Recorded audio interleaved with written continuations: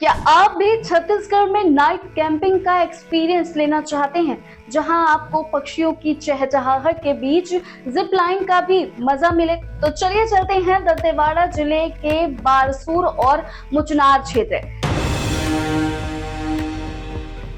छत्तीसगढ़ का दंतेवाड़ा जिला तेजी से रोमांच, प्राकृतिक सुंदरता और आध्यात्मिक पर्यटन का नया हॉटस्पॉट बनता जा रहा है। अतुल्य दंतेवाड़ा अभियान के तहत यहाँ कई शानदार पर्यटन स्थल विकसित किए गए हैं, जहाँ घूमने वालों को जिपलाइन, नाइट कैंपिंग और नेचर का अनोखा अनुभव मिलता है। बारसूर मुचनार में बनी जिले की सबसे लंबी जिपलाइन आज पर्यटकों के लिए सबसे बड़ा आकर्षण है। हरियाली के बीच हवा में उड़ने जैसा एहसास इस एडवेंचर को यादगार बना देता है। यहाँ सुरक्षा का भी पूरा ध्यान रखा गया है। प्रशिक्षित गाइड और इमरजेंसी सुविधाएं हमेशा मौजूद रहती हैं।